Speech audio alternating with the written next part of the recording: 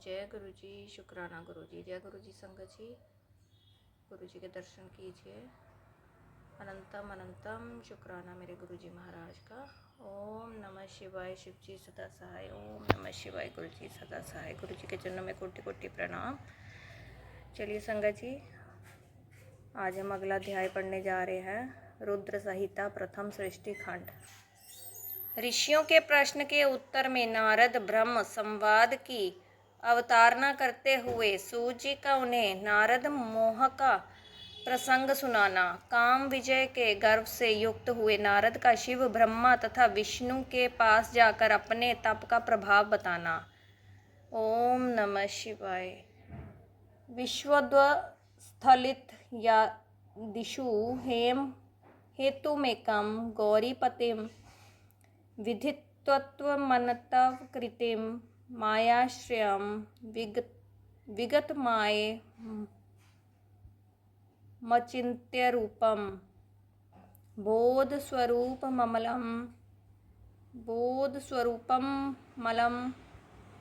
Him he Shivam Namami. ओम नमः शिवाय। जो विश्व की उत्पत्ति, स्थिति और लय आदि के एकमात्र कारण है, गौरी गिरिजा कुमारी उमा के प्रति है, तत्वज्ञ है, जिनकी कीर्ति का कहीं अंत नहीं है, जो माया के आश्रय होकर भी उससे अत्यंत दूर है तथा जिनका स्वरूप अचिंत्य है, उन विमल बोध स्वरूप भगवान शिव को मैं प्रणाम करता हूँ। ओम नमः शिवाय। वंदे शिवम तम प्रकृतेरनादि प्रशांतमेकं पुरुषोत्तम सवमाया कृतसन्मिदं हि सृष्ट्वा नभो वदंतर्बहिरा स्थितो। मैं स्वभाव से ही उन अनादि शांत स्वरूप एकमात्र पुरुषोत्तम शिव की वंदना करता हूँ, जो अपने माया से इस संपूर्ण विश्व की सृष्टि करके आकाश की भांति इसके भीतर और बाहर भी स्थित है।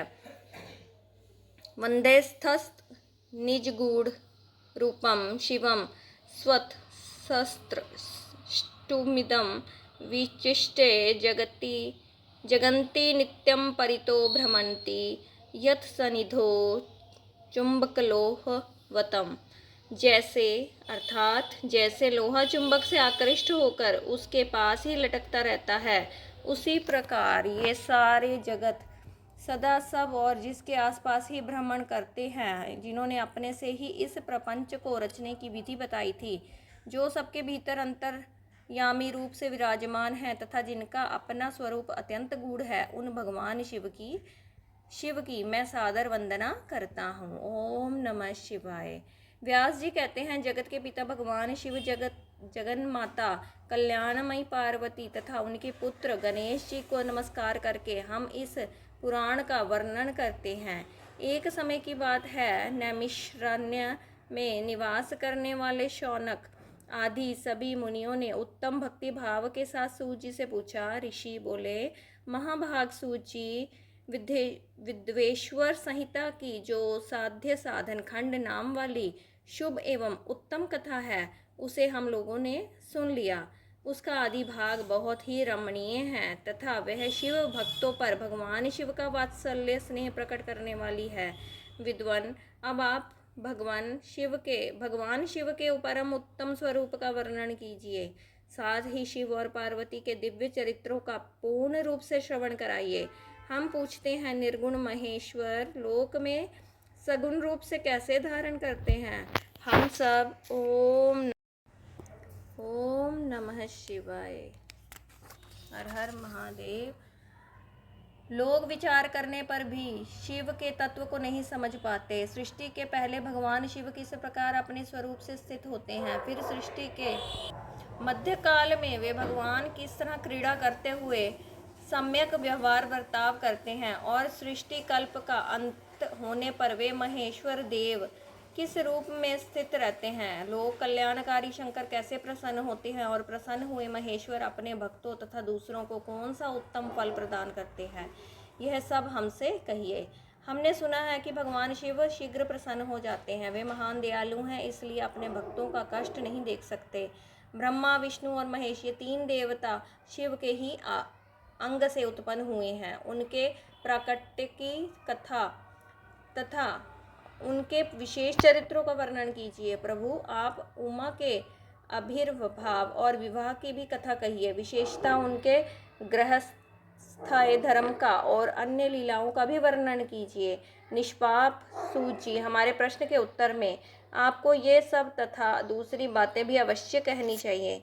सूत जी ने कहा, मुनीश्वरों, आप लोगों ने बड़ी उत्तम बात पूछी है। भगवान सदाशिव की कथा में आप लोगों की जो आंतरिक निष्ठा हुई है, इसके लिए आप धन्यवाद के पात्र हैं। ब्राह्मणों, भगवान शंकर का गुणानुवाद सात्विक, राजस और तामस दोनों ही प्रकृति के मनुष्य को सदा आनंद प्रदान करने वाला है।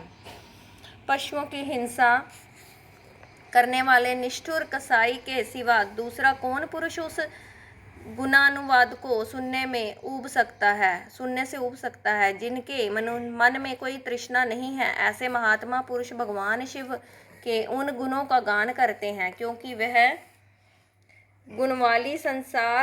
गुणावली संसार रूपी रोग की दवा है।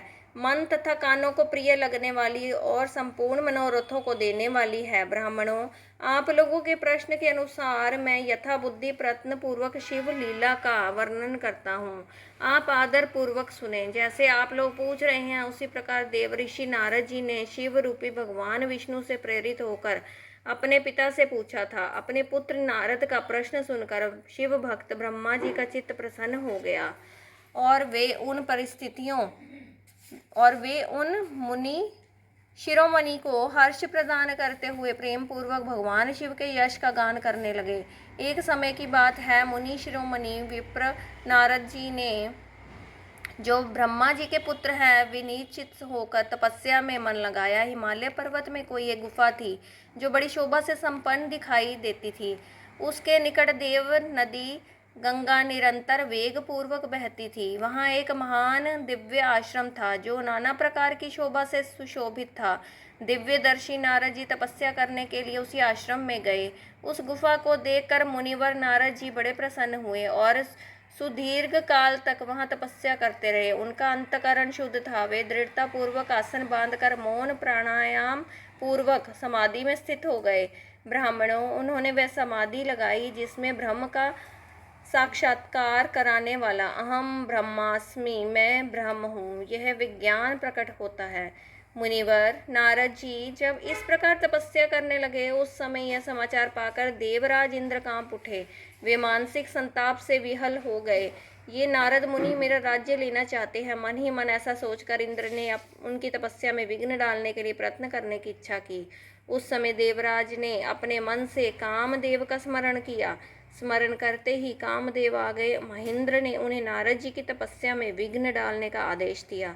यह आज्ञा पाकर कामदेव वसंत को साथ ले बड़े गर्व से उस स्थान पर गए और अपना उपाय करने लगे। उन्होंने वहां शीघ्र ही अपनी सारी कलाएं रच डाली। वसंत ने भी मदमत होकर अपना प्रभाव अनेक प्रकार से प्रकट किया। मुनिवरों, कामदेव और वसंत के अथक प्रयत्न करने पर भी नारद मुनि के चित्त में विकार नहीं उत्पन्न हुआ। महादेव जी के अनुग्रह से उन दोनों का गर्व चूर्ण हो गया। शौनक आदि महर्षियों, ऐसा होने में जो कारण था उसे आदर पूर्वक सुनो। महादेव जी की कृपा से ही नारद मुनि पर कामदेव का कोई प्रभाव नहीं पड़ा। पहले उसी आश्रम में शत्रु भगवान शिव ने उत्तम तपस्या की थी और वहीं उन्होंने मुनियों की तपस्या का नाश करने वाले कामदेव को शीघ्र ही भस्म कर डाला था। उस समय रति ने कामदेव को पुनः जीवित करने के लिए देवताओं से प्रार्थना की। तब देवताओं ने समस्त लोगों का कल्याण करने वाले भगवान शंकर से याचना की। उनके याचना करने पर वे बोले, देवताओं, कुछ समय व्यतीत होने के बाद कामदेव जीवित तो हो जाएंगे, परंतु यहाँ उनका कोई उपाय नहीं चल सकेगा। अमरगण यहाँ खड़े होकर लोग चारों ओर जितनी दूर तक की भूमिका को नेत्र से देख पाते हैं, वहां तक कामदेव के बाणों का प्रभाव नहीं चल सकेगा, इसमें संशय नहीं है। भगवान शंकर की इस उक्ति के अनुसार उस समय वहां नारद जी के प्रति कामदेव का निजी प्रभाव मिथ्या सिद्ध हुआ। वे शीघ्र ही सर्वलोक में इंद्र के पास लौट गए। वहां कामदेव ने अपना सारा वृत्तांत और मुनि का प्रभाव कह सुनाया। तत्पश्चात इंद्र की आज्ञा से वे वसंत के साथ अपने स्थान को ओम नमः शिवाय हर हर महादेव लौट गए। उस समय देवराज इंद्र को बड़ा विस्मय हुआ। उन्होंने नारद जी की बुरी बुरी प्रशंसा की, परंतु शिव की माया से मोहित होने के कारण वे उस पूर्व वृत्तांत को स्मरण न कर सके। वास्तव में इस संसार के भीतर सभी प्राणियों के लिए शंभु की माया को जानना अत्यंत कठिन है। जिसने भगवान शिव के चरणों में अपने आप को समर्पित कर दिया है, उस भक्त को छोड़कर शेष सारा जगत उनकी माया से मोहित हो जाता है। नारद जी भी भगवान शंकर की कृपा से वहां चिरकाल तक तपस्या में लगे रहे। जब उन्होंने अपनी तपस्या को पूर्ण हुई समझा, तब वे मुनि उससे विरत हो गए। कामदेव पर मेरी विजय हुई ऐसा मानकर उस मुनीश्वर के मन में व्यर्थ ही गर्व हो गया। भगवान शिव की माया से मोहित होने के कारण उन्हें यथार्थ बात का ज्ञान नहीं रहा। वे ये नहीं समझ सके कि कामदेव के पराजित होने में भगवान शंकर का प्रभाव ही कारण है। उस माया से अत्यंत मोहित हो मुनि शिरोमणि नारद अपना काम विजय संबंधी वृत्तांत बताने के लिए तुरंत ही कैलाश पर्वत पर गए। उस समय वे विजय के मद से उन्मत्त हो रहे थे। वहां रुद्रदेव को नमस्कार करके गर्व से भरे हुए मुनि ने अपने आप को महात्मा मानकर तथा अपने ही प्रभाव से कामदेव पर अपनी विजय हुई समझकर उनसे सारा वृत्तांत कह सुनाया। वह सब सुनकर भक्त वत्सल भगवान शंकर ने नारद जी से अपनी शिव की ही माया मोहित होने के कारण काम विजय के यथार्थ कारण को नहीं जानते थे और अपने विवेक को भी खो बैठे थे। कहा रुद्र बोले, तात नारद, तुम बड़े विद्वान हो, धन्यवाद के पात्र हो, परंतु मेरी यह बात ध्यान से देकर सुनो। अब से फिर कभी ऐसी बात कहीं भी ना करना, विशेषतः भगवान विष्णु के सामने इसकी चर्चा कदापि ना करना। तुमने मुझसे अपना जो वृत्तांत बताया है उसे पूछने पर भी दूसरों के सामने ना कहना। यह सिद्धि संबंधी वृत्तांत सर्वथा गुप्त रखने योग्य है, इसे कभी किसी पर प्रकट नहीं करना चाहिए। तुम मुझे विशेष प्रिय हो, इसलिए अधिक जोर देकर मैं तुम्हें ये शिक्षा देता हूँ और इसे ना कहने की आज्ञा देता हूँ, क्योंकि तुम भगवान विष्णु के भक्त हो और उनके भक्त होते हुए ही मेरे अत्यंत अनुगामी हो। ओम नमः शिवाय। इस प्रकार बहुत कुछ कहकर संसार की सृष्टि करने वाले भगवान रुद्र ने नारद जी को शिक्षा दी। अपने वृत्तांत को गुप्त रखने के लिए उन्हें समझाया बुझाया, परंतु वे तो शिव की माया से मोहित थे, इसलिए उन्होंने उनकी दी हुई शिक्षा को अपने लिए हितकर नहीं माना। तदंतर मुनि शिरोमणि नारद ब्रह्मलोक में गए। वहां ब्रह्मा जी को नमस्कार करके उन्होंने कहा, पिताजी, मैंने अपने तपोबल से कामदेव को जीत लिया है। उनकी वह बात सुनकर ब्रह्मा जी ने भगवान शिव के चरण विंदों का चिंतन किया और सारा कारण जानकर अपने पुत्र को यह सब कहने से मना किया। परंतु नारद जी शिव की माया से मोहित थे, अतएव उनके चित्त में मद का अंकुर जम गया था, उनकी बुद्धि मारी गई थी। इसलिए नारद जी अपना सारा वृत्तांत भगवान विष्णु के सामने कहने के लिए वहां से शीघ्र ही विष्णु लोक में गए। नारद मुनि को आते देख भगवान विष्णु बड़े आदर से उठे और शीघ्र ही आगे बढ़कर उन्होंने मुनि को हृदय से लगा लिया। मुनि के आगमन का क्या हेतु है, इसका उन्हें पहले से ही पता था। नारद जी को अपने आसन पर बिठाकर भगवान शिव के चरण विंदों का चिंतन करके श्री हरि ने उनसे पूछा। भगवान विष्णु बोले, तात, कहाँ से आते हो? यहाँ किस लिए तुम्हारा आगमन हुआ है? मुनि श्रेष्ठ, तुम धन्य हो, तुम्हारे शुभागमन से मैं पवित्र हो गया। भगवान विष्णु का यह वचन सुनकर गर्व से भरे हुए नारद मुनि ने मद से मोहित होकर अपना सारा वृत्तांत बड़े अभिमान के साथ कह सुनाया। नारद मुनि का वह अहंकार युक्त वचन सुनकर मन ही मन भगवान विष्णु ने उनकी काम विजय के यथार्थ कारणों को पूर्ण रूप से जान लिया। तत्पश्चात श्री विष्णु बोले, श्री मुनि श्रेष्ठ, तुम धन्य हो, तपस्या के तो भंडार ही हो, तुम्हारा हृदय भी बड़ा उदार है। मुने, जिसके भीतर भक्ति, ज्ञान और वैराग्य नहीं होते, उसी के मन में समस्त दुखों को देने वाले काम, मोह आदि विकार शीघ्र उत्पन्न होते हैं। तुम तो नैष्ठिक ब्रह्मचारी हो और सदा ज्ञान वैराग्य से युक्त रहते हो, फिर तुम में काम विकार कैसे आ सकता है? तुम तो जन्म से ही निर्विकार तथा शुद्ध बुद्धि वाले हो। श्री हरि की कही हुई ऐसी बहुत सी बातें सुनकर मुनि शिरोमणि नारद जोर जोर से हंसने लगे और मन ही मन भगवान को प्रणाम करके इस प्रकार बोले। नारद जी ने कहा, स्वामीन, जब मुझ पर आपकी कृपा है तब बेचारा कामदेव अपना क्या प्रभाव दिखा सकता है? ऐसा कहकर भगवान के चरणों में मस्तक झुकाकर इच्छानुसार विचरने वाले नारद मुनि वहाँ से चले गए। ओम नमः शिवाय। संगत जी, यहाँ अध्याय 1 और 2 की आज समाप्ति होती है। चलिए गुरु जी से आज्ञा ले लेते हैं। ओम नमः शिवाय। शिव जी सदा सहाय। ओम नमः शिवाय। मेरे गुरु जी सदा सहाय। जय गुरु जी। शुक्राना गुरु जी। अनंतम अनंतम शुक्राना गुरु जी। बोलने में, शब्दों का उच्चारण करने में मेरे से कोई गलती होगी तो गुरु जी आप मुझे माफ़ कीजिएगा। संगत जी आपसे भी माफ़ी चाहूँगी। ओम नमः शिवाय। शिव जी सदा सहाय। ओम नमः शिवाय। गुरु जी सदा सहाय। हर हर महादेव, हर हर महादेव। जय गुरु जी। संगत जी।